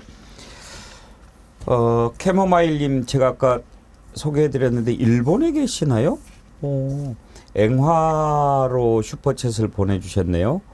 15,800엔 보내주셨는데 캐모마일님 예 감사합니다. 아 일본에 계신 분이었나요? 예 손가락 이상 뭡니다. 예 감사드리고요. 그리고 아까 이현님 슈퍼챗 보내셔서 제가 소개해드리려고 찾았습니다. 백은커님 반갑습니다. 건강검진했었는데 간과 심장에 문제 있어서 재검받고 늦게 참여합니다. 오늘도 화팅하세요. 근데 재검 예 잘 되실 거예요. 예. 큰 걱정 안 하셔도 됩니다. 갑돌 엄마님 저도 매일 정치 1번지 보면서 구독도 항상 꼭 누르는데 한 번도 제 댓글 읽어주지 않았어요. 읽어주세요. 갑돌 엄마님 죄송합니다. 계속 댓글 달아주세요. 그리고 반응하시면 제가 열심히 소개해드리도록 하겠습니다. 지금까지 안 읽어드렸다면 죄송합니다. 갑돌 엄마님. 김건희가 국정 개입한 것 여러 가지가 나오는데 또 한 가지가 지금 드러난 게 코바코라고 여러분 아시죠? 한국방송광고진흥공사인가요? 정확한 이름이. 여기 이사장을 뽑는데 여기에도 지금 김건희 이름이 어른거려요. 전희연 교수님. 네. 거기 뭐 민영삼 씨가 지금 거론된다고 그러죠? 그렇습니다. 지금 민영상 사회통합전략연구원장이라고 하는데 많은 분들이 시사평론가인데요. 사실 뭐 방송보다는 유튜브를 통해서 굉장히 강력한 발언, 좋게 표현하면 강력한 발언이고 나쁘게 말하면 어이없는 혐오 발언까지 했다라는 비판을 받고 있습니다. 그런데 국회 차원에서 지금 문제 제기되고 있는 거, 특히 과방위에서 문제가 나온 건데 이 민영삼 씨가 사실은 김건희 여사의 라인이고 그래서 차기 코바코 한국방송광고진흥공사의 사장으로 유력하다라는 의혹을 제기하고 있는 겁니다. 최민희 의원이 제기한 의혹을 보면 저기 조금 수긍이 가요, 저는. 예. 왜냐하면 최민희 의원이 전직 국회의원 그 사람이 코바코 사장으로 갈 것 같아서 물어보니까 저기 김건희 여사 친분이 있는 민영삼 씨가 될 것 같은 걸로 들었다는 식으로 이제 대화가 오갔다는 겁니다. 근데 제가 아까 말씀드렸듯이 요즘 공직이나 어디나 겉라인이라는 말이 최고 핫하다 그랬잖아요. 다 통한다. 네. 겉라인이면 다 통한다. 그런 말이 나돌 정도니까 이렇게 지금 문제가 되고 있는 거고 또 하나는 이 민영삼 씨의 이력이 코바코하고 거의 상관이 없습니다. 제가 사실 기자 때 이분 여러 번 만났어요. 예. 직업 정치인이었습니다. 그렇죠. 그리고 본인은 무슨 관련한 조그만 당도 회사. 왔다 갔다 했잖아요. 예, 뭐 그런 걸 한다라고 뭐 출마도 했던 인물인데 이게 어떻게 전문성이 요구되는 코바코 사장으로 이분이 거론될 수가 있느냐. 결국은 뭔가 강력한 백이 있는데 그것이 김건희 여사가 안겠냐. 이런 의혹이 동시에 제기되고 있는 겁니다. 민영삼 씨가 김건희 씨하고 무슨 관계가 있을 뭐가 있나요? 개인적인 인연은 없을 겁니다. 주로 민주당이나 뭐 민주평화당, 심지어 문재인 정부 때는 민주평화당 전남 도지사 후보로 나와서 자기가 되면 문재인을 뭐 엄호하겠다, 함께하겠다 뭐 이렇게 막 공약도 내걸었던 사람인데 어느 순간 갑자기 극우 극단주의적 행보로 바뀌었더라고요. 근데 그 극우 유튜브나 일부 종편에 나와서 그렇게 윤석열, 김건희 비호를 잘한 거예요. 실드를 잘 친 거예요. 근데 저희들이 듣기로, 여러 명이 듣기로, 그러면 윤석열 또는 김건희가 그렇게 고맙다는 전화를 자주 한 사람 중에 한 명이라는 전언이 있습니다. 아마 저기 방송 많이 해보신 분들은 그런 이야기를 많이 들었을 것 같은데 그 인연, 그러니까 결국 윤석열, 김건희 대통령 선거를 돕고 대통령 당선된 다음에 완전히 정말 말도 안 되는 호위무사, 비호 세력의 앞잡이 역할을 하니까 그때마다 칭찬을 받았고 결국 이렇게 누구나 가고 싶어하는 코바코는 아마 방송인이나 언론인이라면 굉장히 명예로운 자리죠. 그렇죠? 한국언론재단 이사장과 함께 그리고 연봉도 어마어마하게 셀 거고요. 결국은 극우 유튜브에게 한 자리 주는 거죠. 자기 말 잘 듣는. 그리고 이 민영삼 원장이 총선 앞두고 왜 김경률 씨의 마리앙뚜아네트 발언으로 시끄러울 때 예. 뭐라고 했냐면은 김건희 여사는 모독한 큰 실수를 저질렀다고 엄청 옹호를 했어요. 그러셔요? 예, 이제 이런 부분이 영향을 미친 게 아닌가 싶고 이분이 굉장히 이중적입니다. 왜냐하면 김정숙 여사에 대해서는 제가 참 방송에서 말하기도 민망한 발언들을 했는데 조금 순화해서 말씀드리면 여자가 너무 나댄다, 아이고. 속된 말을 설친다 이렇게 비난을 했어요. 참 그러면 김건희 여사는 이 기준으로 본다면 도대체 뭡니까? 그러니까 가루가 돼야겠네, 가루가 그러면 돼야 김건희 되겠어. 여사에 대해서는 거의 찬양 수준으로 옹호를 한 걸, 김건희 여사에 대해서 이렇게 찬양 수준으로 옹호를 하고 김건희한테는 이렇게 이야기하겠죠. 예. 여자가 너무 나대신다. 속된 말로 설치신다. 뭐 그럴 수 있겠습니다. 근데 이제 이런 부분들 전문성이 없고 김건희 여사에 대해서 과하게 유튜브에서 옹호를 하고 이런 부분을 봤을 때 진짜 겉라인이 아니냐 이런 여러 가지 의혹이 제기되는데 더 영향이 있다고 봅니다. 그러니까 이제 유튜브계에서는 이제 대통령이 전화를 받는 사람 이모 씨, 예. 서모 씨, 민모 씨 이런 분들이 네. 전화를 받는다 이런 얘기가 돌았었는데 제가 이거 얘기를 일주일 전에 얘기를 들었었어요. 민영삼 씨가 거기를 간다. 그래서 거기 어떻게 가냐? 막 얘기를 했더니 따따붙다라고 하는 거예요. 예, 예. 거기에 논조가 좀 바뀌었다.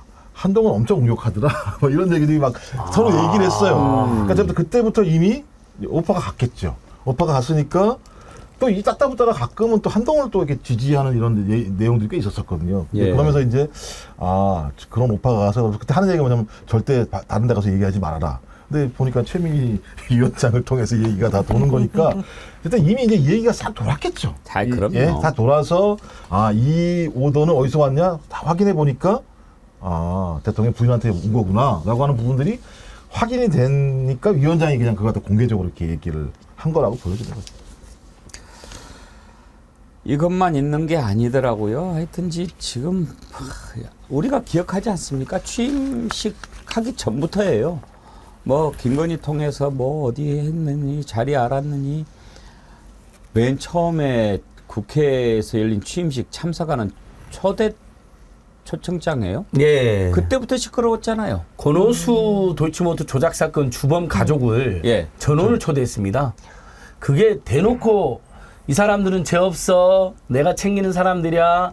앞으로 검경은 수사하지 마. 그다음에 경기 남부경찰청에서 공공지구 비리로 최은순, 김건희를 수사하던 수사 책임자를 초대했습니다. 송모 경위를요. 극우 유튜브도 초대하고 선물도 본인이 직접 명절 선물도 극우 유튜브들 줘가지고 극우 유튜브들이 막 자랑다고 그랬죠. 그러니까 아주 국정 깊숙이 개입했습니다. 최재형 목사가 몰래 취재, 탐정 취재를 결심한 계기가 2002년 6월 달에 뭐라고요? 금융위원은 누구를 시켜라고요? 그 맞아요. 말을 듣고 대놓고 앞에서 그것도 메모까지 하면서 큰일 났구나. 정말 결국은 최재형 목사가 거기에 충격을 받아가지고 예, 이건 맞습니다. 안 되겠구나. 다음에 만나면 그렇게 결심을 반드시 했다는 거 아닙니까? 탐정 취재를 해야겠구나. 예. 하루 듀얼백을 딱 던졌더니 바로 약속이 잡혀서 합력 취했는데 근데 그때 그 인사가 금융위원이어가지고 예. 만약 최재형 목사가 잘못 들은 것일 수도 있잖아요. 근데 마침 2002년 9월 1일 날 인수위 출신의 인사가 정말로 금융위원이 됩니다. 그러니까 기자들도 지금 취재하고 있는 기자들이 있어요. 너무 딱 떨어지잖아요. 6월 중에 통화했는데 고위직이기 때문에 한두 달 검증하고 9월 1일 실제 인사가 있었습니다. 요건 저희가 팩트 체크를 했습니다. 그 사람이 정말 김건희가 이렇게 힘을 써서 됐는지는 더 추가가 필요하지만 분명히 최재형 목사가 들었고 실제 9월 1일에 인사가 있었다. 근데 그 사람이 하필이면 인수위 출신이더라. 윤석열, 김건희한테 줄을 댔다는 소문이 있더라. 여기까지 제가 확인했습니다. 그리고 김건희 여사가 예전부터 너무 극우 유튜브를 자주 보는 것 아니냐는 논란이 있었는데요. 그 의혹이 또 증폭된 계기가 실제로 있습니다. 왜냐하면 그 대통령 취임식에 김건희 여사 초청된 인물들이 극우라고 좀 비판을 많이 받았던 사람들이 많이 초대가 됐었거든요.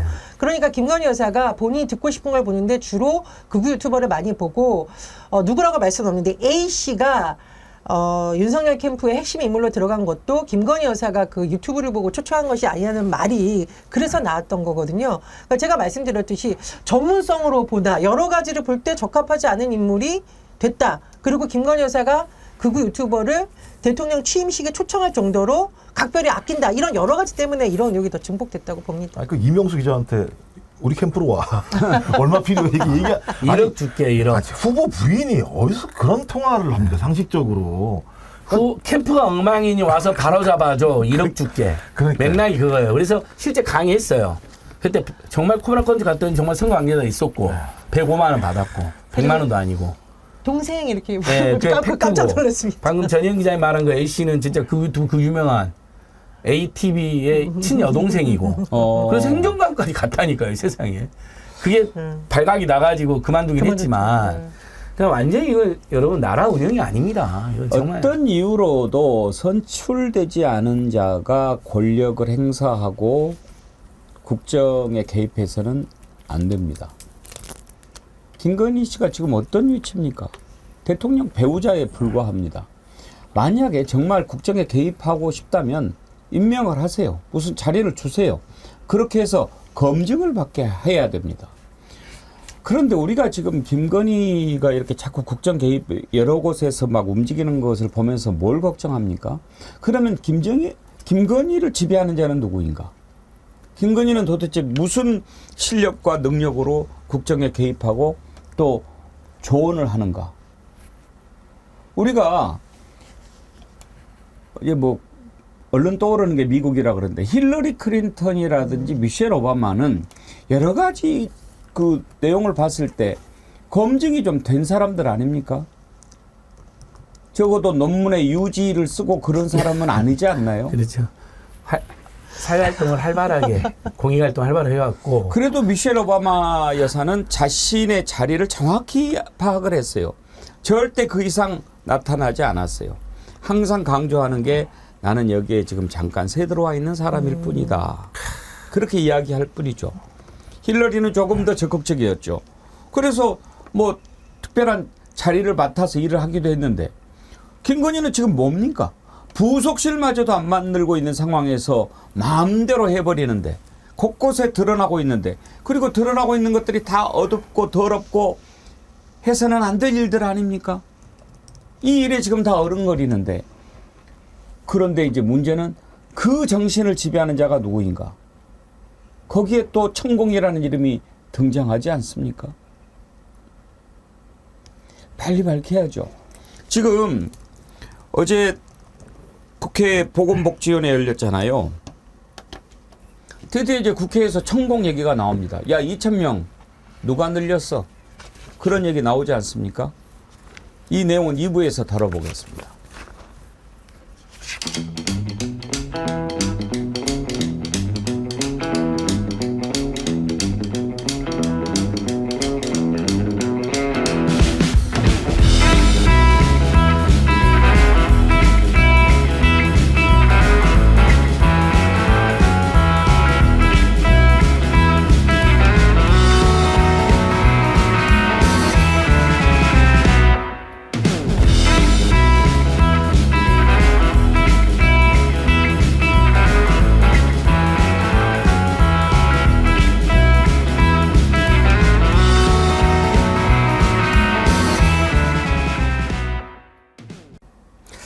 여러분이 사랑하시는 뒷고기 주문이 폭주하고 있습니다. 이제 얼마 남지 않은 것 같다고 연락이 왔습니다.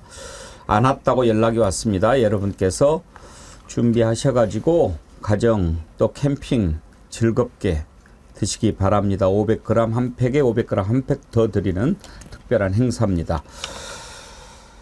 그리고 조형래님 슈퍼챗을 보내셨는데 민주당 이재명 의원님 변호사비 엄청 많이 들어서 살고 있는 집도 주택담보대출한다고 합니다. 이재명 김혜경 여사님 서적 구매로 힘을 주시면 감사하겠습니다. 여러분 함께 해주세요. 뭐 책 펴냈나요? 아시는 분 있어요? 저도 잘 모르겠습니다. 이거 제가? 이번에 낸 책은 아니 저번에 지어요? 김혜경 여사가 밥을 지어요. 지어요라는 책을 냈는데 그 책이 지금 이제 이재명 대표 부부가 너무 많이 당하고 변호사 비용도 다 개인 돈으로 써야 되잖아요. 뭐 이미 수억 썼을 때 수억을 더 써야 될 재판이 하도 많아가지고 세 개가 진행되고 있고 또 1심, 항소심, 대법심, 3심까지 다 변호사비용 따로 들잖아요. 그러니까 그 책을 많이 사셨나 그래서 베스트셀러에 올라가 있답니다. 조금 오해를 풀기 위해 한 말씀만 드리면 이 책이 현재 언론에 인터넷상에 공개된 바로는 발행이 2018년입니다. 그래서 무슨 지금 당대표가 돼서 이런 책 팔가냐 그게 아니라요. 예전에 왜 예능 프로그램에서 출연해서 뭐 이재명에서 이제 뭐 밥 달라고 하니까 막 티격태격하는 그런 모습이 화제가 됐고 뭐 이런 여러 가지 영향이 있었다는 건데 오해가 혹시 있을까봐 제가 이 책은 2018년에 무슨 나왔다는 얘기인지 거. 알겠습니다. 그런데 저는 지금 이재명 대표 재판 받는 것과 관련해서 윤석열 발언이 생각이 나요. 사람 하나 죽이는 거 일도 아니다. 기소해가지고 그거 하나 걸어 넣어버리면 그게 뭐 몇 년 가니까 그 짱 나는 거야. 그 얘기를 직접 했잖아요. 네. 그리고 박근혜에 대해서도 박근혜는 뇌물로 엮어 넣어버리면 뭐 되는 것이고 이런 말이 육성이 그대로 남아 있습니다. 가장 무서운 게 이제 별건 수사지 않습니까? 예. 끌어왔다가 죄가 없으면 다른 건 끌고 와가지고 또 죄 만들고 거기서 안 나오면 옆에 친구, 가족, 친지 걸어가지고 또 죄인 것처럼 해서 압박하고. 그러니까 진짜 나쁜 쓰레기 같은 인간들인 거예요. 이렇게 하는 건 진짜로. 그러니까 내가 아무 잘못을 저지른 게 없어도 검찰이 뭘 엮어가지고 기소를 해버리면 재판에서 그걸 제대로 방어를 못하면은 구속이 되잖아요. 뭐 인신이 꼼짝 못하잖아요. 변호사 선임해야죠. 그거 다 본인이 감당해야 되는 거 아니에요. 맞습니다. 오로지 무죄라고 하는 것을 그렇게 해서 무죄가 나오면은 다 변상을 해줍니까? 지금 제가 어제 국회에 갔는데요. 어제 정치검찰로 인한 피해 사례를 증언하는 그런 간담회가 열렸는데 잠깐 조금 말씀드리기 그렇지만 이제 정치검찰의 문제를 알려드리기 위해서 말씀을 드리면 수사를 받다가 너무 억울하니까 극단적 선택을 하는 사례도 이제 많이 됐었었고 그 다음에 말씀해 주셨듯이 계속 별건 수사를 통해서 완전히 이제 가족을 붕괴시키는 그래서 수사를 받던 사람이 차라리 날 죽여달라 이런 말을 한다라는 어제 증언이 나왔고요. 그리고 이제 뉴스버스에 김태형 기자도 나왔거든요. 그래서 심지어 언론도 한번 찍으면 빠져나갈 수 없는 지금 그런 거를 검찰이 자행하고 싶다라는 식의 또 증언이 여러 가지가 나왔었는데 저는 윤석열 대통령 이 말에 대해서 부정하기 어렵다라는 것은 본인의 발언도 있지만 지금 이시원 비서관만 봐도라도 유성 간첩 조작 사건의 검사였지 않습니까? 유성 간첩 조작 사건은 유성 씨를 간첩으로 몰아가지고 인생이 정말 끝장날 뻔한 사건입니다. 그런 사람을 그 남매가 완전히 그렇죠. 그 대통령실에 이런 사람을 쓴다라는 것 자체가 검사의 잘못된 수사와 이런 것으로 해서 피해본 사람은 알은 건 없다라는 정말 잘못된 인식 그대로 보여주는 겁니다. 지금 이해가 안 되는 것들 하나하나 들여다보면 항상 등장하는 게 두 사람 아닙니까? 김건희, 천공. 뭐야 왜 뜬금없이. 보면 거기에 들어가 있는 거예요. 2,000명도 의사협회에서 한 번도 사전에 이야기를 해본 적이 없다는 거 아닙니까? 왜 도대체 2,000명이냐? 근데 그거를 또 가처분 때 안 받아들인 것도 저는 참 불만인데 만약에 그때 받아들였으면 뭔가 해법이 나왔지 않았겠나 싶어요. 지금 이렇게 고통을 안 겪을 것 같아요. 참 아쉬운데 그때 아무런 뭐 증거 자료도 제출을 못하지 않았어요? 증거 자료 내놓으라라고 재판부가 얘기했을 때 좀 기대를 했는데 자료가 없다, 회의록도 없다 막 그랬죠. 그러니까요. 근데 저는 솔직히 말해서 그때 정부도 은근히 재판부가 받아들여주기를 바랐다고 생각해요. 출구가 없었잖아요. 퇴로가. 그런데 재판부가 오히려 그걸 막아버린 거예요. 참 답답하기 이를 데 없는데 어제 국회에서 왜 2,000명이냐 이거 놓고 공방이 오고 갔습니다. 한번 들어보실까요? 차관님께서 오늘 아침에 용산과 발표 전에 여러 차례 논의했다고 말씀하셨습니다. 그리고 그 과정에서 2,000명을 먼저 제시한 것이 복지부라고 하셨습니다. 국민들이 이 말을 믿지 않습니다. 저도 믿지 않습니다. 복지부에서 처음 400~500명 수준을 논의했지만 용산과의 협의 과정에서 2,000명까지 확대됐다는 말은 이제 정관계를 포함한 국민들에게 공공연한 비밀로 되어 있습니다.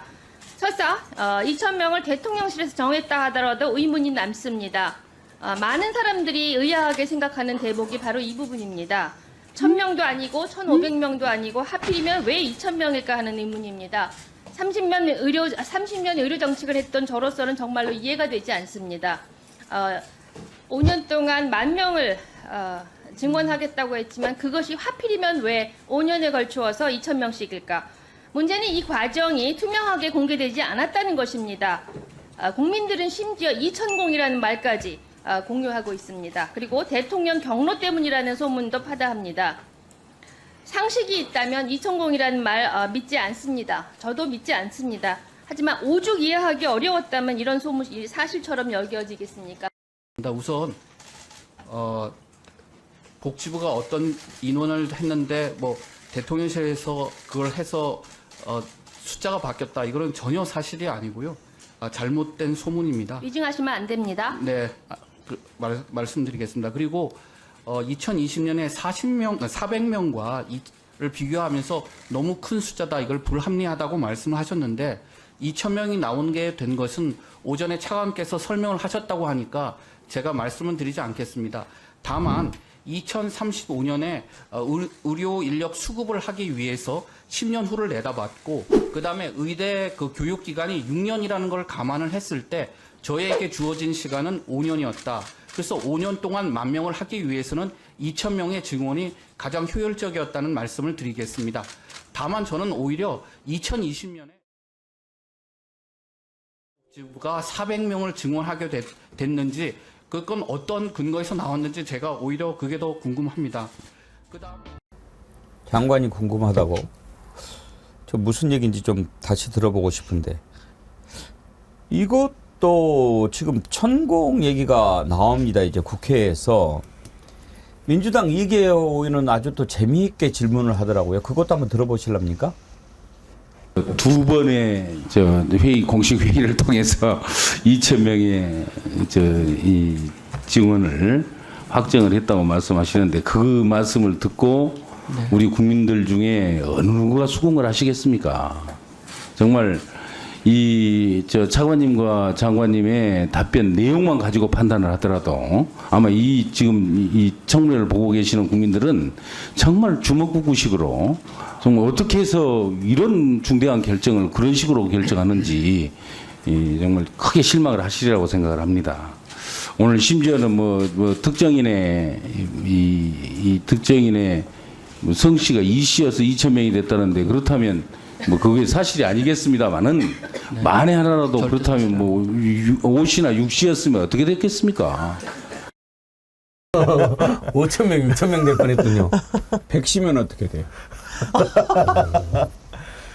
조시면 완전 나라 뭐 뒤집어지는 거죠. 1,000시 어떻게 되는 거예요? 100시, 1,000시면 근데 이게 우리가 웃지만 정말 가능성이 전혀 없는 얘기냐.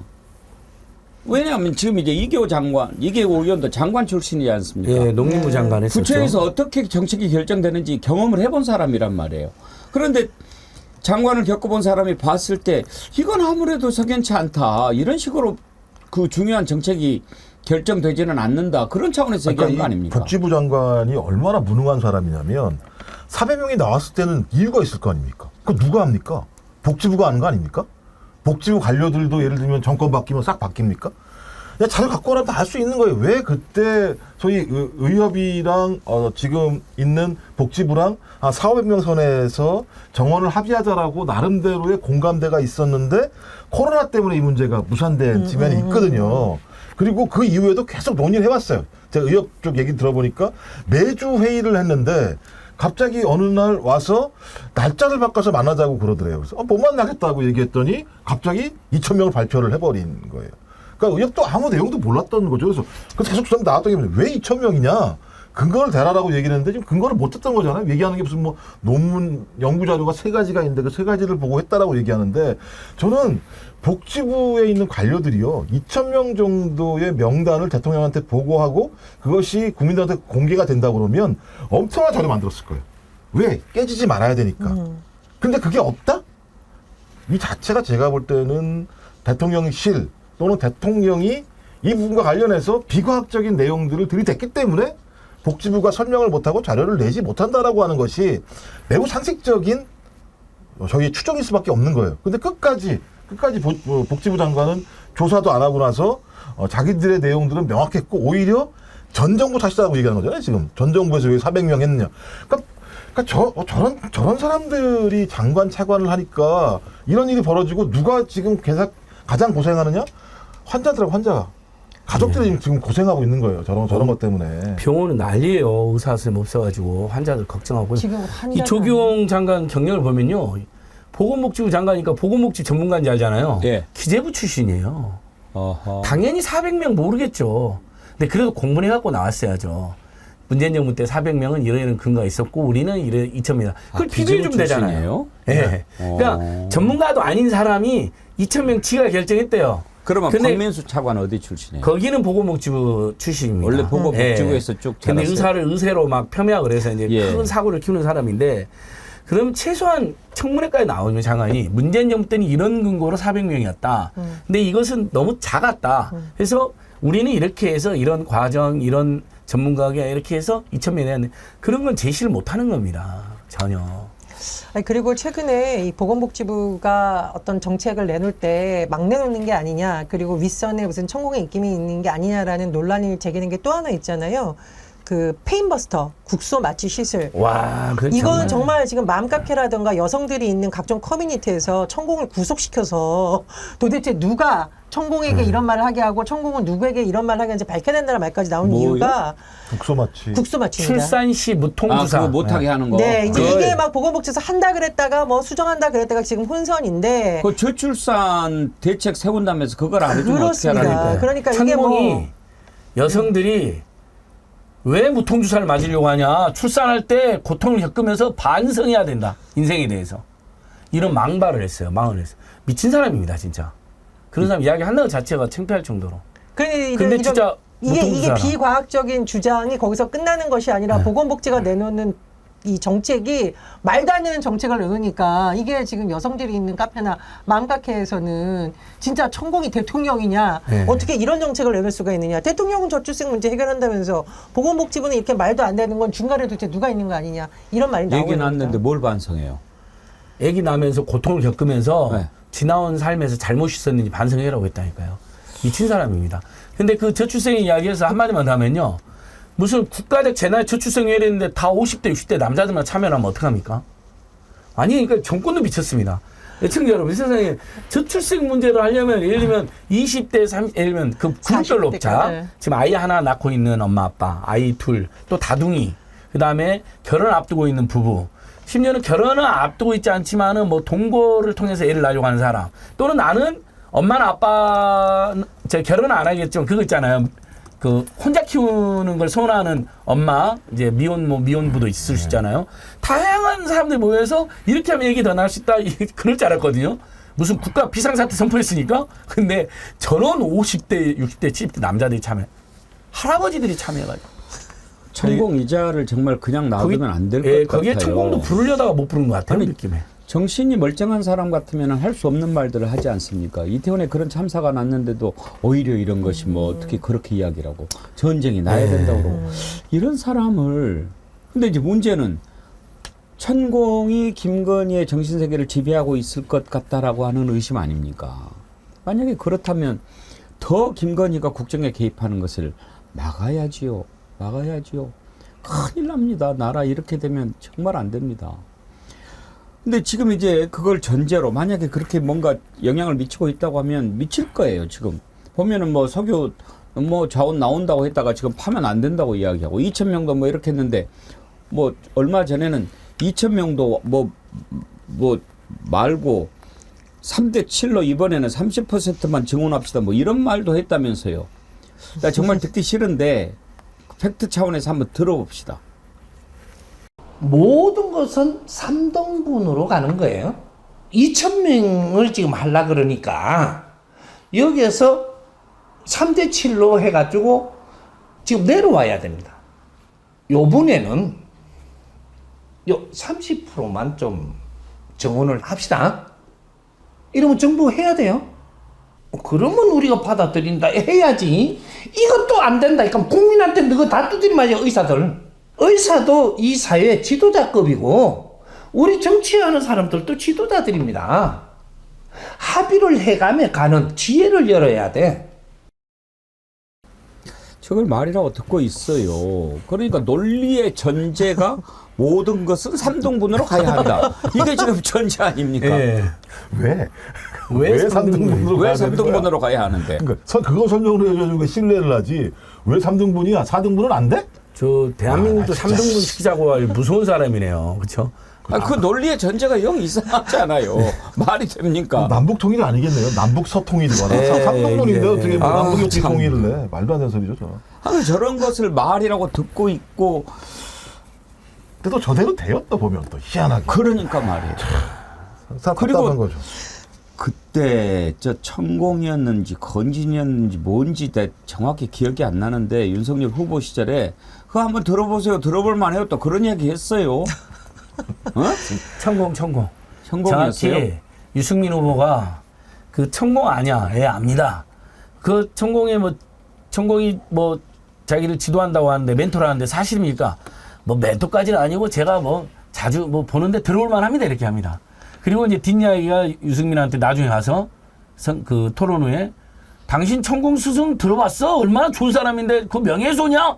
그 소리를 버럭 질렀다고 유승민 후보가 확인해 줬죠. 최근에는 지금 정부가 상속세 30%로 뭐 낮추는 거 그거 하잖아요. 근데 그걸 또 천공이 또 얘기했더라고요. 아, 그 이야기 됐죠. 네. 숫자까지 똑같습니다. 네. 더 낮추 30% 이하로 낮추라고 합니다. 세율을.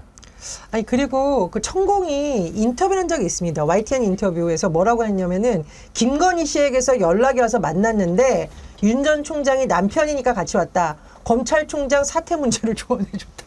한나라의 검찰총장의 거취 문제를 천공이 언급한다라는 것도 말이 안 된 거죠. 조언 어떻게 했냐? 버텨라고 그랬죠. 큰 대운이 온다. 버텨라. 만약에 천공이 무통주사 관련해서 저렇게 발언했다면 그거 한번 고통 겪게. 지우 아빠 헬리님, 제가 애를 낳아본 건 아니지만 옆에서 지켜봤는데 절대 저딴 소리 못합니다. 무통주사 산모에게 꼭 필요한 겁니다. 저 사이비도사한테 그 말 듣고 행동 옮기는 미친 것들. 대가리에 제대로 맞은 놈들만 있습니다. 그러셨는데 신인규 변호사가 요즘에 그 신발을 아주 편한 신발을 신고 다녀요. 구두를 못 신어요. 왜? 이 통풍이 있어가지고 정말 고생을 많이 하는데 그런 얘기를 하더라고요. 이게 얼마나 큰 고통인지. 통풍은 왜 통풍이라고 그런지 아십니까? 앞을 통해 바람풍이에요. 바람만 스쳐도 아프니까. 그러니까 이 통풍의 단계가 거의 출산의 고통 그렇다고 뭐 하시는 분들 이런 거 하는 거예요. 그 정도로 고통스러운데 그 표현이 뭐냐면 조금 표현이 그런가? 아무튼 재밌게 똥구멍으로 수박이 나오는 느낌이라는 거예요. 얼마나 고통스러운지. 그래서 제 생각이 돼서 그러니까 어떤 분이 그래도 더 큰 고통은 수박이 끼어 있는 거다. 그 고통을 지금 천공한테 한번 느끼게 해주고 싶다니까요. 그러니까 의협 차원에서요. 천공한테 위와 대장 내시경을 비수면으로 하루에 한 번씩 365일 동안 이걸 해보게 하는 고통이 어떤 건지 본인이 체험해보게. 아마 그럼 이런 얘기 안 나올 거예요. 좋은 생각인데요. 예. 의협이 요즘 하나 있을 테니까. 그러면서 반성 좀 하게. 그죠. 대신 다 공짜로 이렇게 해주는 걸로. 근데 하루에 3번 합시다. 왜냐면 모든 것은 3등분. 3등분. 예. 그렇죠. 300일 동안 하루에 3번. 3번. 그렇죠. 그러게요. 어떻게 그 출산의 고통이라는 건 정말 남성들은 상상을 초를 못하지만 목숨이 왔다 갔다 하는 순간이라고 들었는데 그걸 그렇게 이야기합니까? 반성해야 된다. 고통을 겪으면서 교훈을 얻고 반성해라 이렇게 돼 있어요. 표현이. 정말 그거 한번 좀 찾아봐 주세요. 정말 나 믿어지지가 않는데 추억의 메텔리 미친 것 아닙니까? 저출산 시대에 요즘 제왕절개 무통 기본 아닙니까? 건강보험 제외한다니요. 이러고도 출산 장려합니까? 출산 중 반성하라고요? 안 소장님 천공 고발도 하셨겠지요. 천공 고발 돼 있는 예, 거 여러 있나요? 명들이 해놨죠. 예. 예. 저희는 이제 너무 이상한 사람이라서 저희가 차마 고발 안 했는데 정말 뭐라도 하고 싶습니다. 혼내주고 싶습니다. 이것도 빨리 좀 드러나야 되는데 오늘 이렇게 쭉 보니까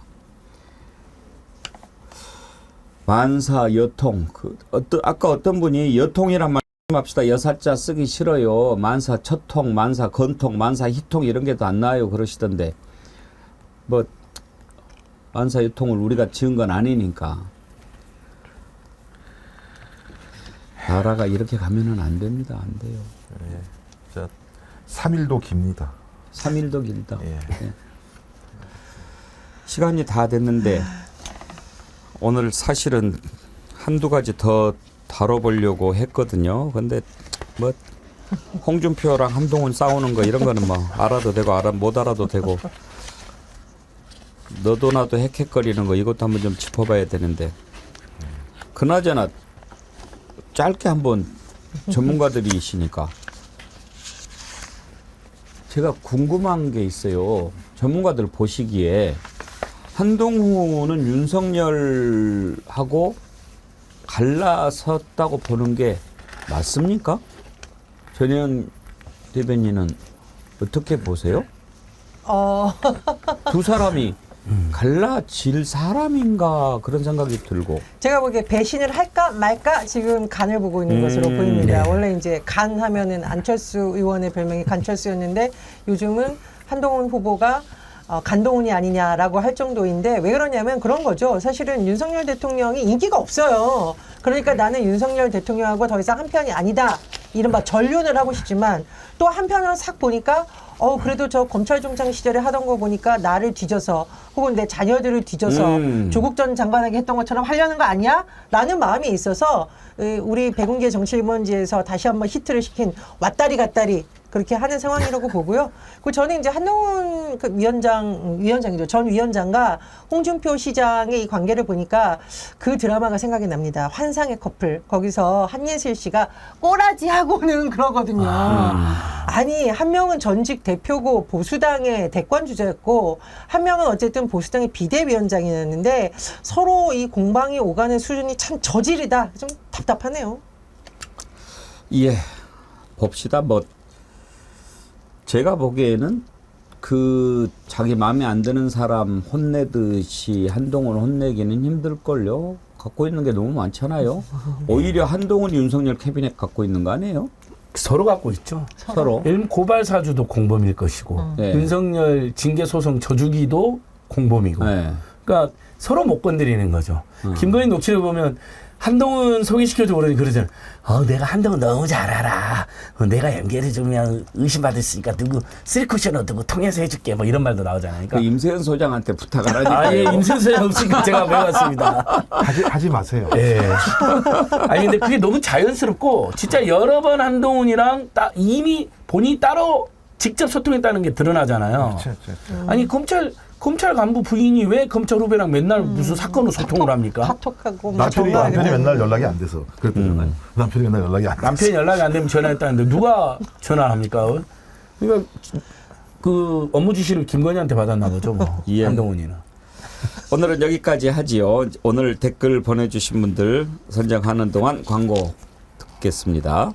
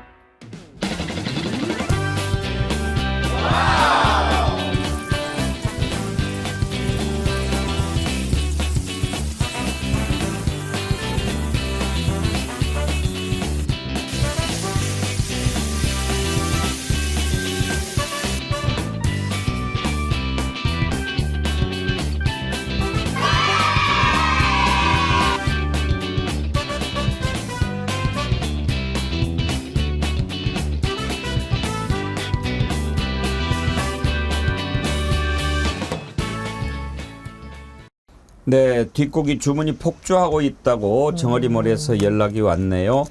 맛있는 것도 좋은 것은 여러분들이 먼저 알아보시니까요. 언양 불고기는 배송이 조금씩 늦어지는 부분도 있다고 하니까 여러분들 양해해 주시기 바랍니다. 다 많이 시키셔서 그런 건데요. 예, 감사드립니다. 오늘 정어리 선크림 받으실 분들이요. 6분 드리겠습니다. 요들송님, 캐머마일님, 부산이데이님, 아이리스F님, 천하장사님, 추억의 메텔님 이렇게 6분 오늘 선정해서 드리겠습니다. 오늘 안 됐다고 아쉬워하시지 마세요. 제가 가급적 두루두루 여러분들 드리려고 합니다. 그러니까 댓글은 계속 소개를 해드리고 그 전에 이제 또 가끔씩 골든벨 울릴 때가 있습니다. 오늘 읽어드린 분들 다 드립니다. 그런데 또 그때는 받았다고 신청도 안 하고 그런 분들이 계시더라고요.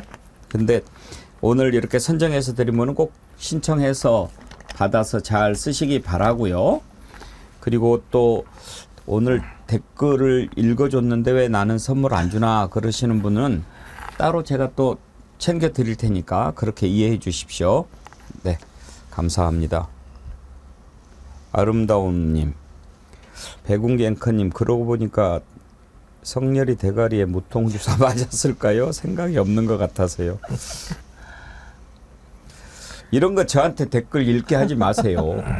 제 혼날 수 있어요. 아름다움님, 재밌습니다. 예, 고맙습니다. 자, 오늘 함께 해주신 세 분 패널, 전혜연 대변인, 김종욱 부원장, 안진걸 민생경제연구소장 세 분 수고하셨습니다. 감사합니다. 감사합니다. 여러분 시간이 참 빨리 지나가죠. 벌써 목요일입니다. 내일 금요일인데요. 내일까지 힘내시고 함께 가십시다. 내일 오전 11시에 다시 찾아뵙겠습니다. 감사합니다.